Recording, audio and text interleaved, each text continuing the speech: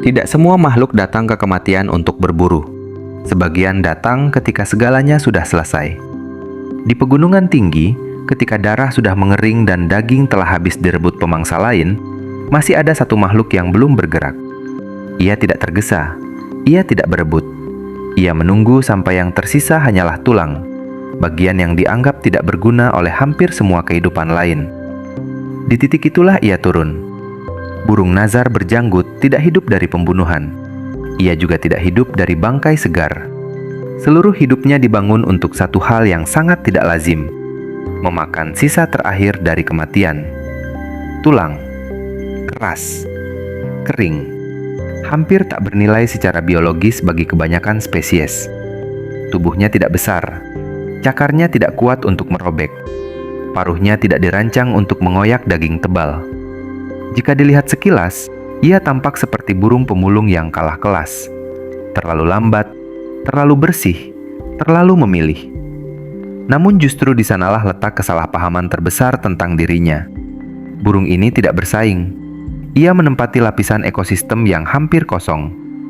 Ketika singa selesai, ketika serigala pergi, ketika burung bangkai lain sudah kenyang, masih ada energi tersisa yang belum disentuh. Dan burung inilah yang mengambilnya, bukan dengan kekuatan, tapi dengan kesabaran ekstrim.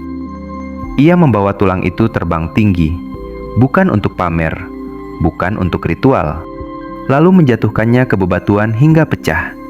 1 kali, 2 kali, sampai struktur keras itu menyerah pada gravitasi. Baru setelah itu ia makan. Tidak rakus, tidak terburu-buru, hanya secukupnya untuk bertahan. Inilah identitas yang sering diabaikan. Burung nazar berjanggut bukan predator, bukan pula pemulung biasa. Ia adalah penutup sistem, penjaga agar tidak ada energi yang benar-benar terbuang. Di alam, ia terlihat tenang, hampir anggun, seolah tidak terganggu oleh kerasnya dunia. Namun di balik ketenangan itu, hidupnya bergantung pada satu hal yang sangat rapuh: keberadaan makhluk lain yang mati secara alami di lanskap yang belum dipotong manusia.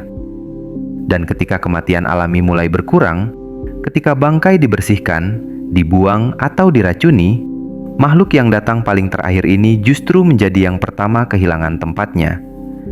Ia tidak kehilangan kemampuan. Ia tidak gagal beradaptasi. Ia hanya setia pada sistem lama. Dan dunia tidak lagi memberi waktu untuk menunggu. Tubuh burung nazar berjanggut dibangun dengan logika yang sangat berbeda dari pemangsa lain. Ia tidak membutuhkan kekuatan untuk merobek. Ia membutuhkan presisi untuk mengolah sesuatu yang hampir mustahil dimakan. Seluruh sistem biologisnya berputar di sekitar satu bahan yang dihindari hampir semua makhluk lain: tulang. Lambungnya memiliki tingkat keasaman yang ekstrim, jauh lebih kuat dibanding burung pemakan bangkai lain. Asam ini mampu melarutkan kalsium dan kolagen keras dalam waktu singkat. Tulang yang bagi spesies lain hanya sisa tak berguna, bagi burung ini adalah sumber energi utama. Hingga lebih dari separuh makanannya terdiri dari jaringan keras yang nyaris tidak bisa dicerna oleh organisme lain. Namun kemampuan ini tidak berdiri sendiri. Paruhnya panjang dan relatif ramping, bukan untuk merobek daging, melainkan untuk memegang dan memposisikan tulang dengan presisi. Sayapnya lebar, dirancang untuk terbang tinggi dengan konsumsi energi minimal. Ia memanfaatkan arus udara pegunungan, naik tanpa mengepak, membawa beban keras yang tidak bisa dipecahkan di darat. Perilaku menjatuhkan tulang dari ketinggian bukan kecerdikan sesaat, melainkan adaptasi yang diwariskan. Ia mengenali lokasi batu tertentu yang berfungsi sebagai landasan pecah. Tempat ini digunakan berulang kali, bahkan oleh individu berbeda. Gravitasi dijadikan alat biologis. Bukan kekuatan otot, bukan racun, melainkan hukum fisika yang dimanfaatkan dengan konsisten. Menariknya, burung ini tidak makan banyak. Metabolismenya disesuaikan dengan ketersediaan sumber yang jarang. Ia tidak bereproduksi cepat, tidak berkoloni besar. Strateginya bukan ledakan populasi, melainkan kestabilan jangka panjang. Semua ini hanya bekerja jika sistem di sekitarnya juga stabil. Disinilah mekanismenya menjadi rapuh. Ketika bangkai besar berkurang, ketika hewan mati tidak lagi dibiarkan di alam, atau ketika tulang tercemar racun, seluruh keunggulan biologis itu kehilangan fungsi.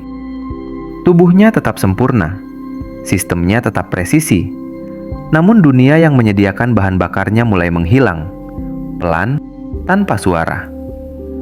Burung nazar berjanggut bukan spesialis yang berlebihan. Ia adalah spesialis yang terlalu tepat. Dan di alam, ketepatan ekstrim hanya aman selama dunia tidak berubah terlalu cepat. Ketika mekanisme itu benar-benar dijalankan, dampaknya tidak berhenti pada proses makan. Ia mempengaruhi seluruh ekosistem di sekitarnya. Burung nazar berjanggut bekerja di tahap akhir siklus kematian, saat daging sudah habis, saat hampir semua pemakan bangkai lain pergi. Ia datang bukan untuk menguasai bangkai, tetapi untuk menyelesaikannya. Dengan menghabiskan tulang, ia menghilangkan reservoir patogen yang bisa bertahan lama di jaringan keras.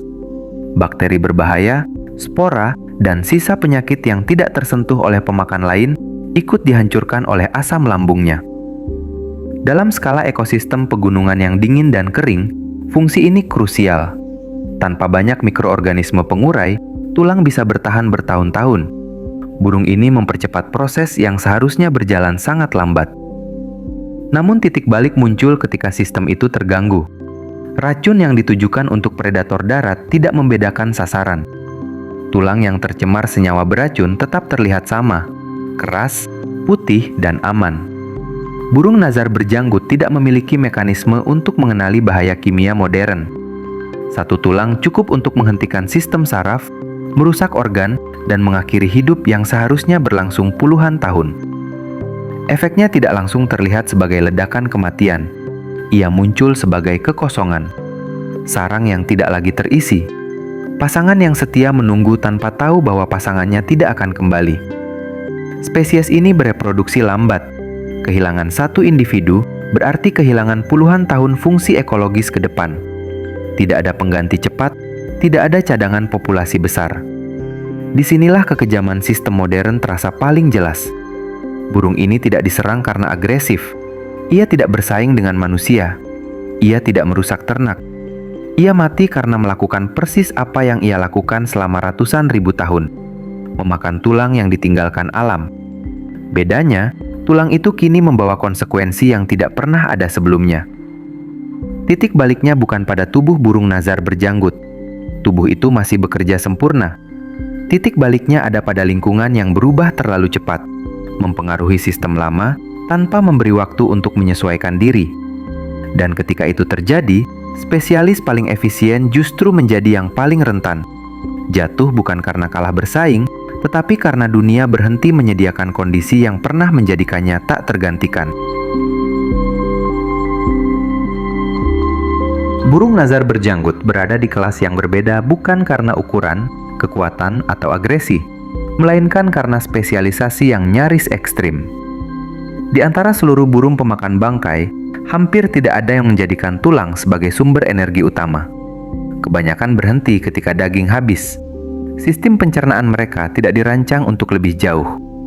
Di titik itu, burung nazar berjanggut justru baru mulai bekerja.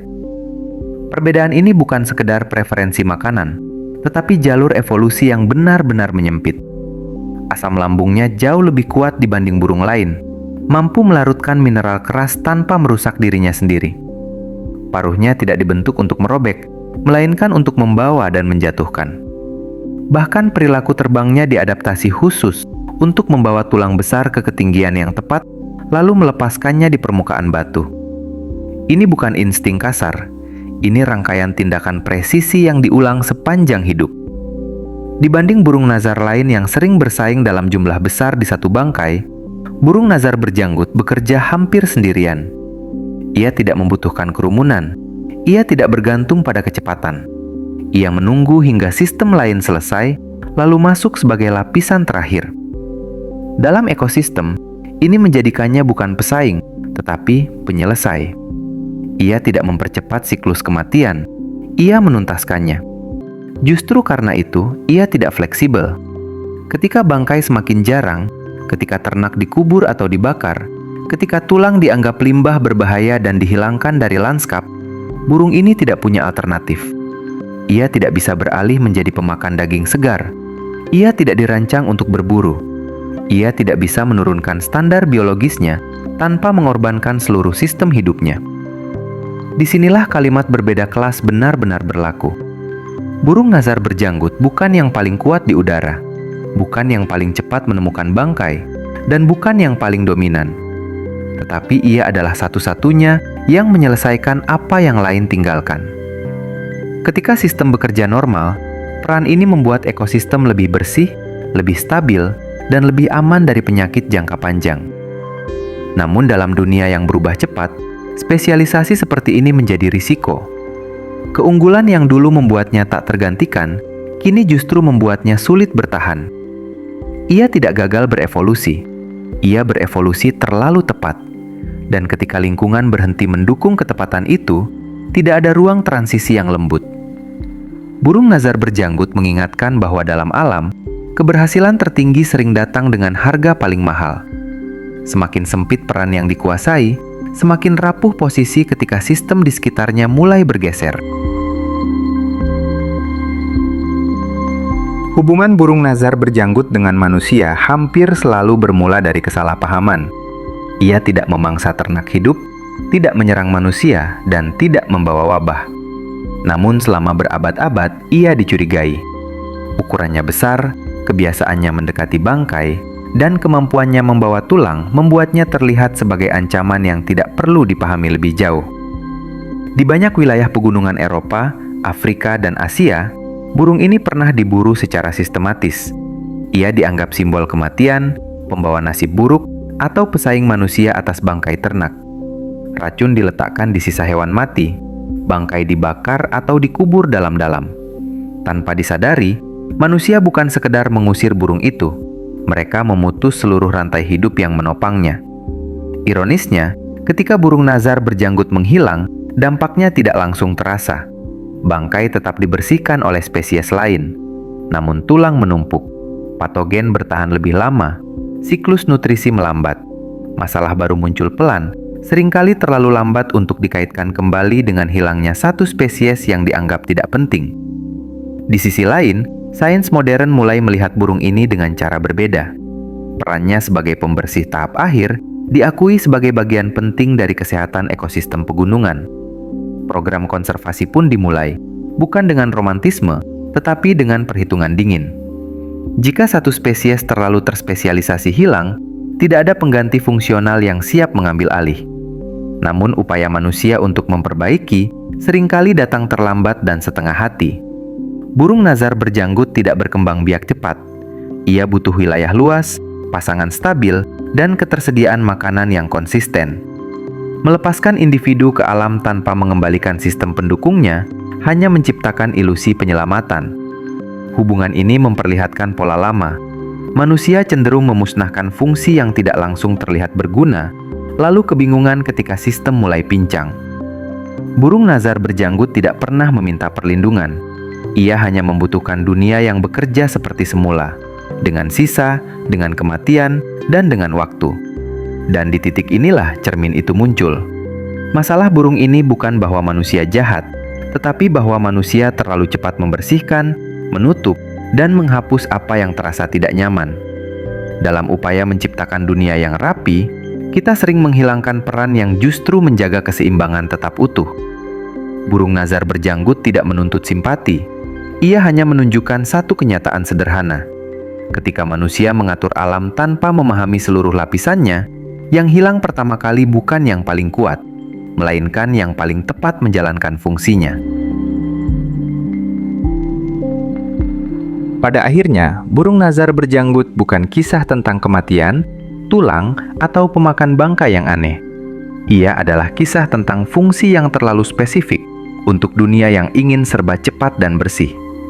Tentang makhluk yang tidak berebut, tidak memangsa, dan tidak merusak, tetapi justru dibutuhkan untuk menyelesaikan apa yang ditinggalkan makhluk lain.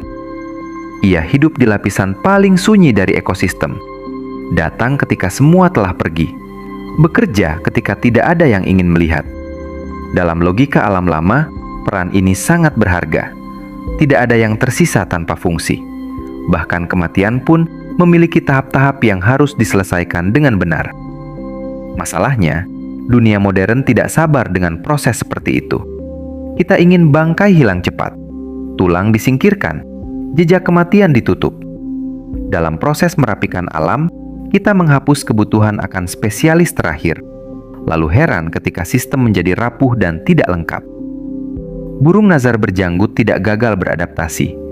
Ia terlalu setia pada sistem yang selama jutaan tahun bekerja stabil. Ia tidak tahu cara hidup di dunia yang memutus rantai ekologi, menghilangkan sumber makanannya, lalu berharap semuanya tetap berjalan normal. Dan disitulah pelajarannya menjadi tajam. Alam tidak runtuh karena satu spesies hilang. Ia runtuh karena fungsi-fungsi kecil dihilangkan satu persatu sampai tidak ada lagi yang menyelesaikan bagian paling akhir dari siklus kehidupan. Jika suatu hari burung nazar berjanggut benar-benar menghilang, yang hilang bukan sekedar satu jenis burung. Yang hilang adalah satu pengingat sunyi, bahwa bahkan sisa terakhir pun memiliki tempat. Bahwa kehidupan tidak hanya tentang yang tumbuh dan berburu, tetapi juga tentang siapa yang membersihkan tanpa pernah mengambil lebih dari yang diperlukan. Dan mungkin di dunia yang terus berlari menjauh dari kematian, burung inilah yang paling jujur mengingatkan kita bahwa keseimbangan tidak tercipta dari kecepatan, tetapi dari kesediaan memberi ruang bagi setiap peran sampai benar-benar selesai.